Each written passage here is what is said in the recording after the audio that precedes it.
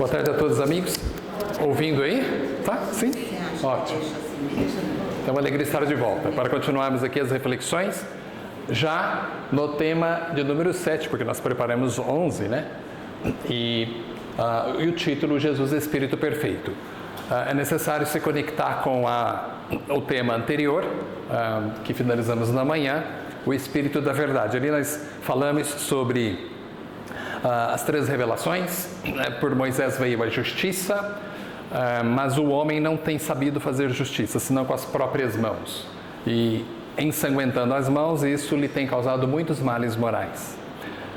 Vimos que depois da segunda revelação, com Jesus e o cristianismo, nasceu a noção e o ensinamento de amor e perdão.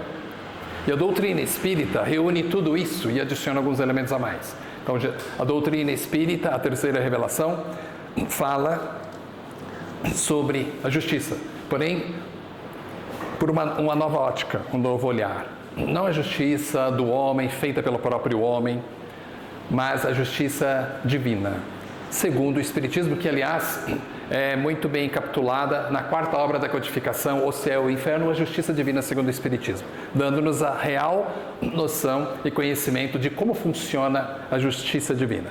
E a doutrina espírita, além de nos mostrar a noção real de justiça, amor e perdão, também adiciona um elemento fundamental, que é o bem, a prática do bem, o valor do bem em nossas vidas, porque isso tudo nos impulsiona para o caminho na direção para Jesus e para Deus. Porque o tema central, então, que vamos tratar agora, é justamente evolução.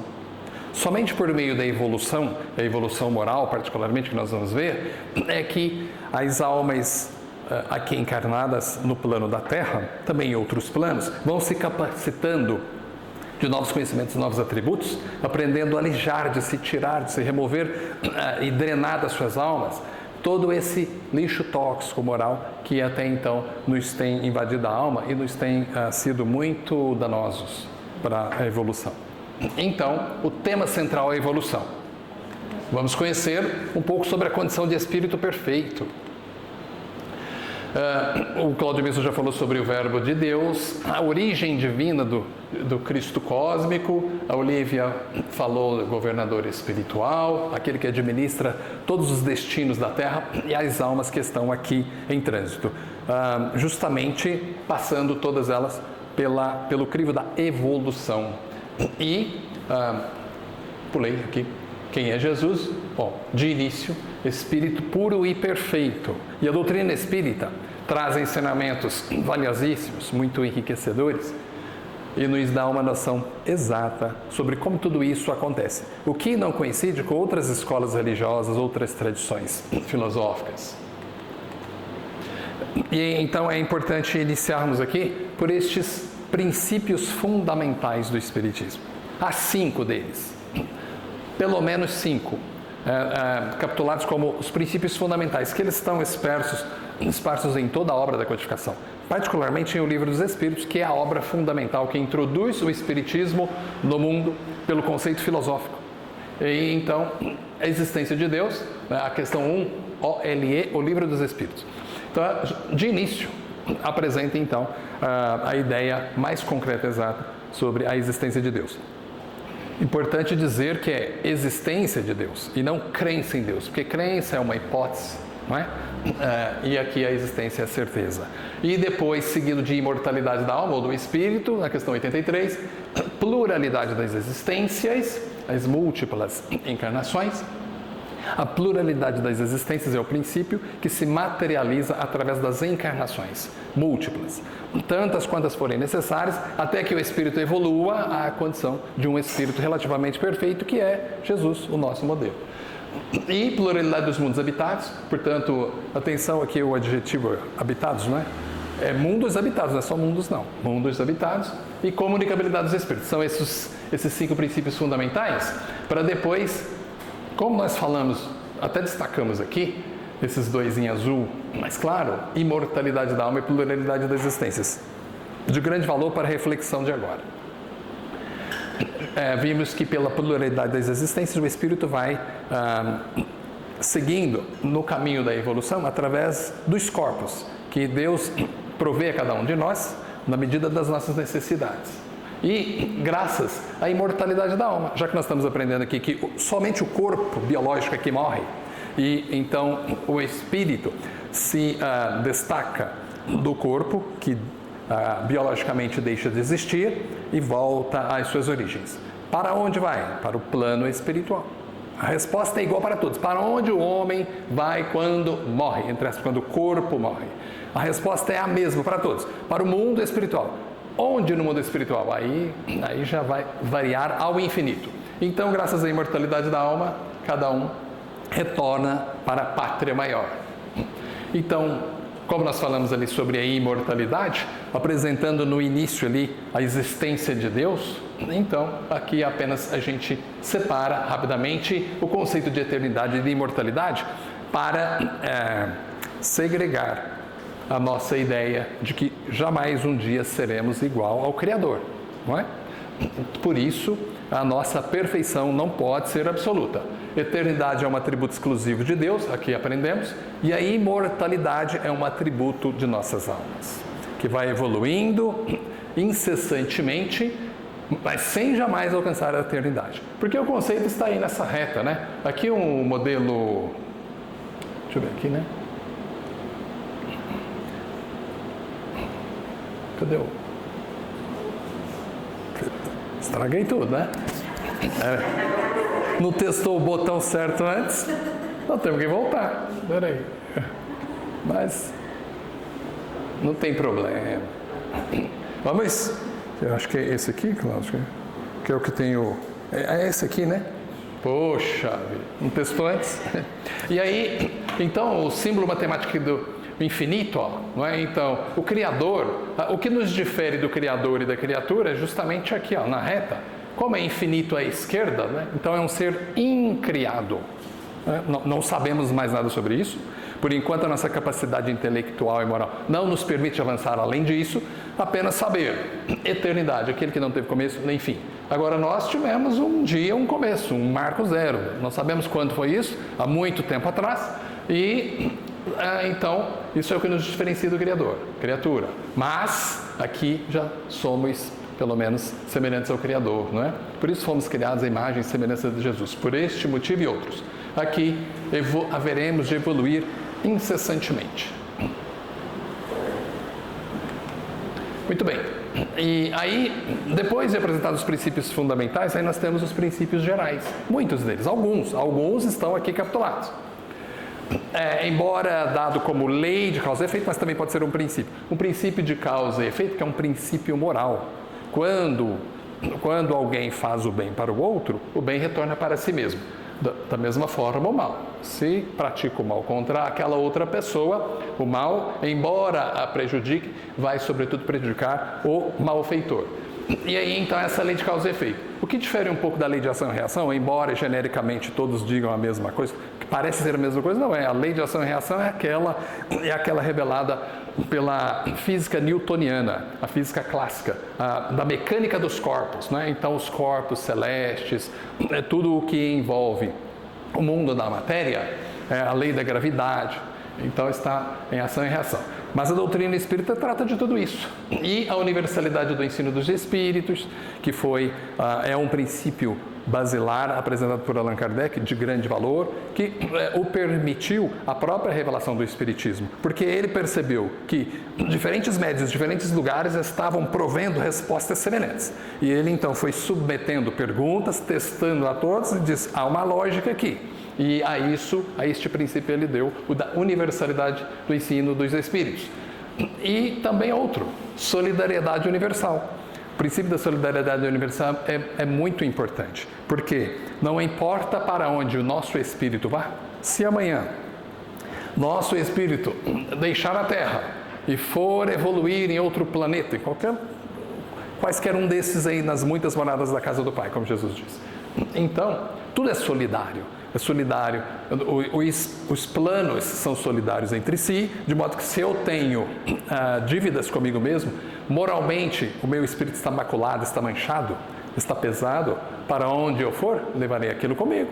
Eu não vou deixar aqui na Terra. Não, eu cometi crimes lá na Terra, então isso aqui vai ficar lá. Vou começar do zero no outro. Levamos tudo com isso. Aliás, é o que Francisco nos apresentou lá quando Jesus recepciona os capelinos, porque eles não poderiam mais ficar lá no sistema de capela. Aquele plano estava fatalmente destinado a um impulso evolutivo, e os espíritos renitentes do mal disseram: vocês não podem ficar aqui. O peso específico do corpo espiritual deles não os permitiam permanecer lá. Então eles vieram para um outro plano, trouxeram a sua bagagem, todos eles trouxeram a sua bagagem moral. Então, para chegar na evolução espiritual e evolução moral. Parece a mesma coisa, mas não é. Evolução, tudo o que está acontecendo aqui é evolução. A evolução moral da espiritual, na nossa reta aqui, do zero, então, em algum momento, quando nós fomos criados, e agora evoluindo infinitamente. O R ali no meio é a razão. Então, desde o momento em que fomos criados, no dizer da doutrina espírita, simples e ignorantes. Então, são momentos diferentes. Simples em sua constituição, ali no início, e ignorantes aqui na razão, quando nós alcançamos a racionalidade, mas ainda não sabemos lidar muito bem com aquelas novas conquistas. Todos os atributos que o espírito conquista, naquele momento, a faixa inaugural da razão. Então, a evolução espiritual é todo esse percurso aí. Do momento inicial, zero, né, que a gente não consegue saber quando é que foi, certamente alguns milhões ou bilhões de anos passados, e então estamos evoluindo espiritualmente. E por isso aqui embaixo, pequenininho, está... Estou com medo de apertar o botão aqui. Então, o botão errado. É isso, eu já ia apertar o botão errado. Aqui está, reinos. MVA, mineral, vegetal, animal. Então, para nós espíritas, nosso espírito está evoluindo. Aqui, a doutrina espírita separa um pouquinho os conceitos. Allan Kardec, desde a obra basilar, o Livro dos Espíritos, já apresenta esse conceito. Olha, quando estamos evoluindo aqui através dos reinos, então passamos lá pelo vegetal, pelo animal, então ali ele se chama de princípio espiritual. Ele não denomina ainda de espírito. Aí quando... Depois de uma extensíssima viagem evolutiva, passando por esses reinos, alcançamos a razão. Os primeiros raios de razão, quando a gente começa a pensar de forma contínua. E aí, quando esse momento acontece, e isso já se deu há muito tempo entre nós, esses atributos novos surgem, mas nada é de graça. Então, Deus nos dá a razão, começamos a pensar de forma contínua e linear, mas também passamos a assumir a responsabilidade pelos nossos atos. Aí surge, então, o livre-arbítrio, que, aliás, é um outro importantíssimo princípio ensinado pela doutrina espírita. E aí, a partir da razão, e aí continuando a evoluir, olha, nós já evoluímos muito na escala da evolução espiritual. Agora iniciamos a moral. A diferença é que a evolução moral, quando nós começamos a fazer escolhas e assumir a responsabilidade por essas escolhas. No início, ignorantes, brutos, muito mais primitivo, então não tínhamos noção nenhuma disso. É por isso que surge o que nós denominamos de mal. Naquele momento, ignorantes de tudo isso, de qualquer noção de espiritualidade, de divindade, porque isso vem mais tarde. Aqui, na verdade, nós éramos como uma verdadeira fera, tirando a vida do outro ali por nada, porque não tínhamos noção de civilidade, de moralidade. Isso veio com o tempo. Então é uma prova incontestável de que nós já evoluímos muito. E aí então, a partir da razão e infinitamente, iniciamos o nosso estágio de evolução moral, que é justamente todos esses valores intrínsecos à nossa alma. Aí começamos então a aprender a desenvolver as noções do bem e a sua importância em nossas vidas, porque parece que o mal chega primeiro, mas o bem sempre vence. Falando de tempo de evolução, aquela evolução espiritual toda, aí André Luiz, E2M aqui embaixo, estou com medo de apertar o botão. E2M é evolução em dois mundos. Em 1958, André Luiz trouxe elementos complementares de revelação. após um curso, ou alguns cursos que ele houvera feito lá no plano espiritual, eu imagino que André Luiz afoito, né, estudou no plano espiritual, aquelas revelações todas, eu preciso contar para o povo da Terra. E tudo era submetido a Emmanuel, né, o instrutor espiritual dos trabalhos do Chico. Então, deve ter recolhido a Emmanuel. Posso contar isso para o povo da Terra?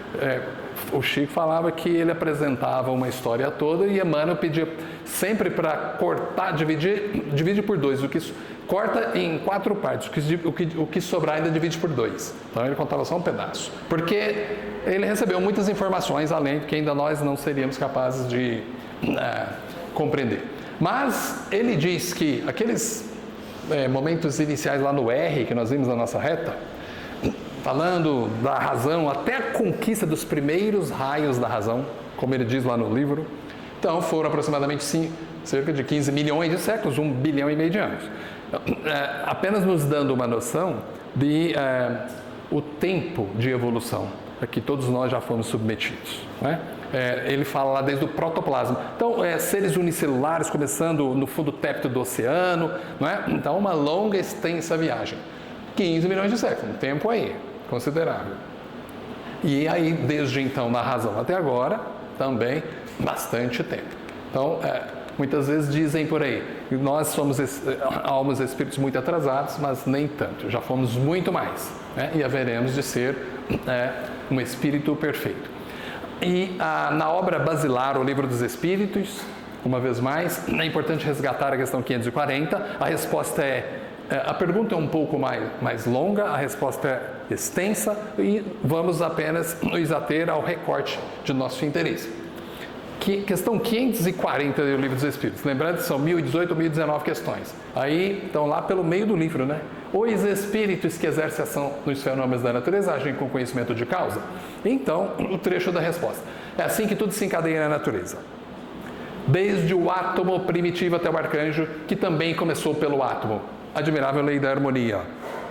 Então, essa questão é um dos grandes fundamentos, já na obra fundamental, o Livro dos Espíritos, e depois isso vai se consubstanciar nas outras revelações que vieram, no próprio Pentateuco kardeciano. Mas na obra inaugural, o Espírito da Verdade já tratou logo de chancelar ali, o princípio da evolução.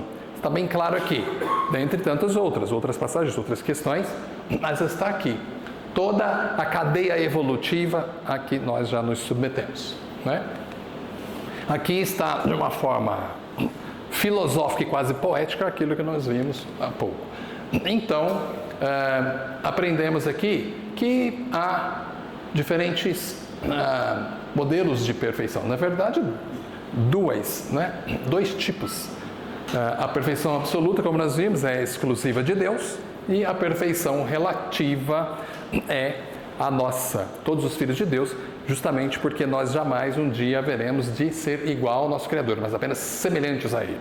É claro que na ideia da teologia tradicional da Igreja, conforme está lá em livro de Gênesis, de Moisés, na Bíblia do Antigo Testamento, isso fez com que o homem desenvolvesse a noção de que Deus fosse semelhante a nós.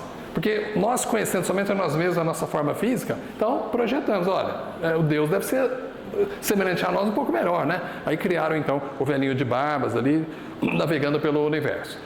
Então, essa ideia está ultrapassada aqui, segundo a doutrina espírita, né? Muito bem. Aí,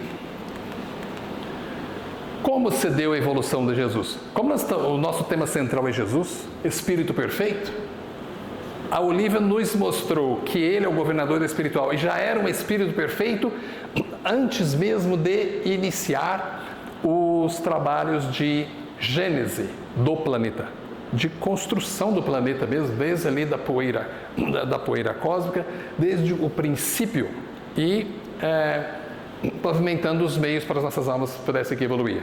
Né? É o que ela nos apresentou.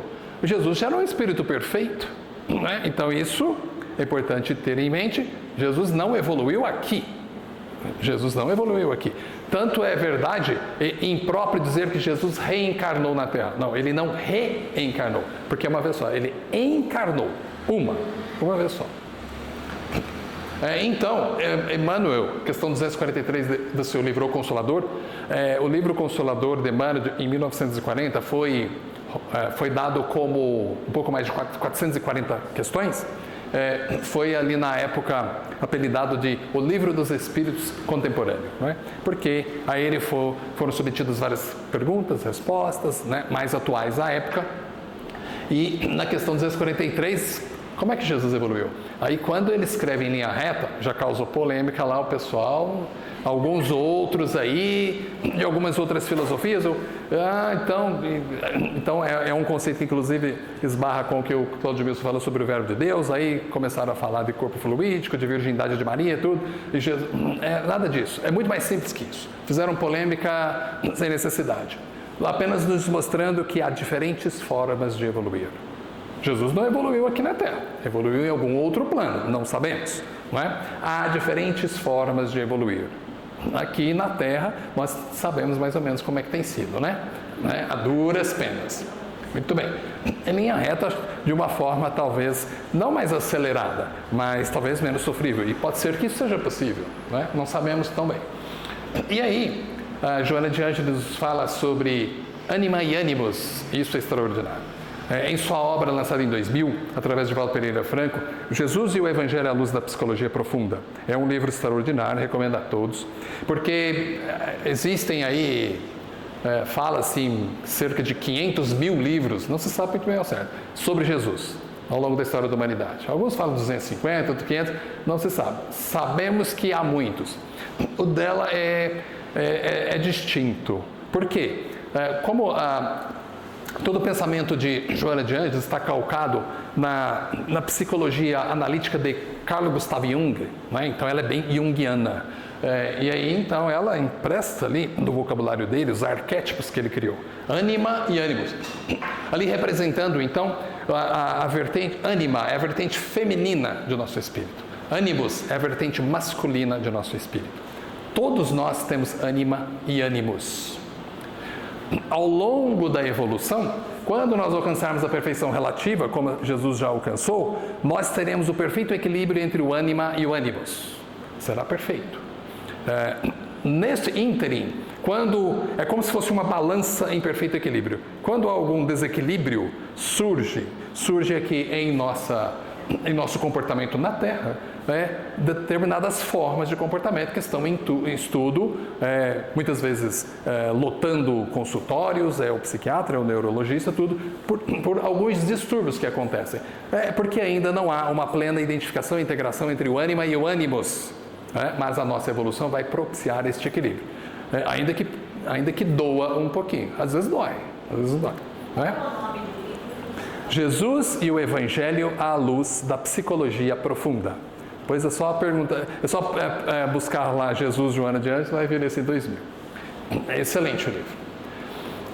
E aí, então, aqui, como nós falamos que nosso espírito evolui através dos reinos, então, princípio inteligente, não é? Aqui no reino vegetal, no reino animal, e aí, chegando na condição hominal, que é a nossa, já pelas conquistas da razão e todos os atributos que nós herdamos do Pai, por mérito, não é? E aí, então, reino nominal, o espírito com letra maiúscula, aqui, isso é importante dizer, aqui nós temos os corpos, e aqui nós temos a essência espiritual. Ora, a evolução só acontece na união entre a essência espiritual, o princípio espiritual, o nosso espírito, ou a alma, né, o espírito encarnado, que ao longo da evolução vai passando pelos reinos, ocupando os corpos que cada reino oferece para o nosso princípio espiritual evoluir, para o nosso espírito evoluir.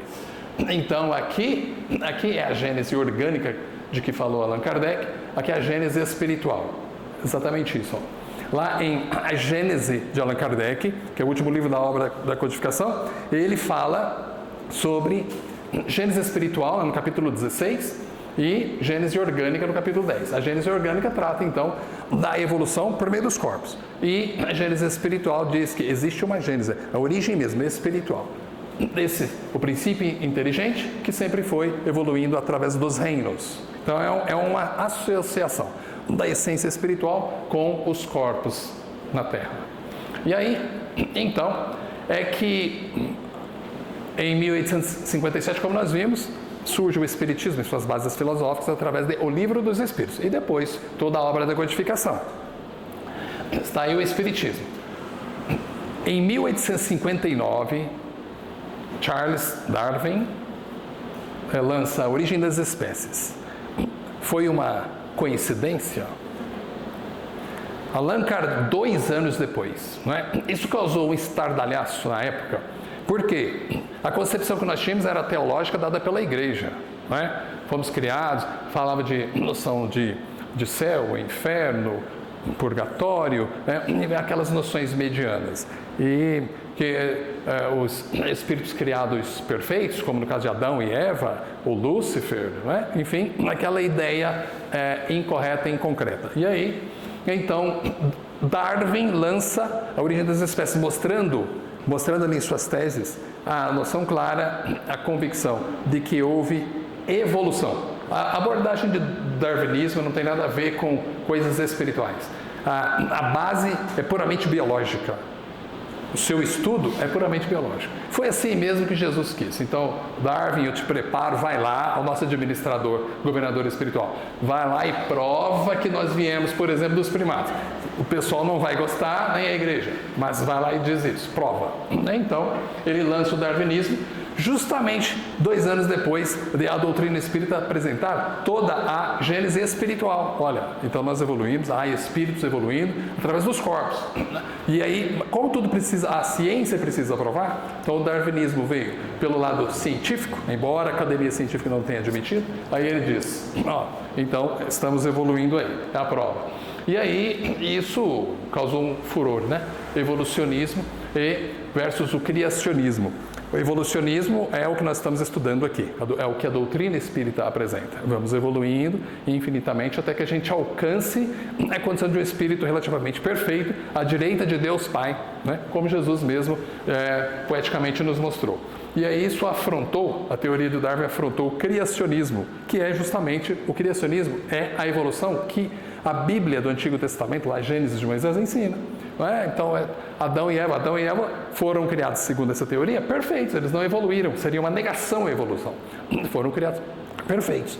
E aí, então, a igreja não gostou dessa teoria, criacionismo de forma alguma, né? A igreja atesta o criacionismo e a doutrina espírita o afasta, mostra o evolucionismo. Então, para terminar, porque depois nós já temos que passar para a Cris, Allan Kardec apresenta a escala espírita, ali no Livro dos Espíritos, questões 110 e 113, e resumindo muito bem, ali há muitas outras informações, é bom revisitar. Então vamos pensar em 3 grandes grupos, porque ele coloca 3 ordens e 10 classes de espíritos, mas em essência nós temos espíritos imperfeitos, nós ainda que estamos evoluindo aqui, espíritos bons, que já avançaram tanto mais, graças à evolução, espíritos puros, na condição em que ele ocupa, Jesus. E nós um dia veremos de ocupar. E quando nós ocuparmos, o que é que nós vamos fazer? Nós vamos deitar em berço esplêndido e contemplar o universo, fazer nada? Então há muitas moradas na casa do meu pai, Jesus já disse que há muito trabalho, né?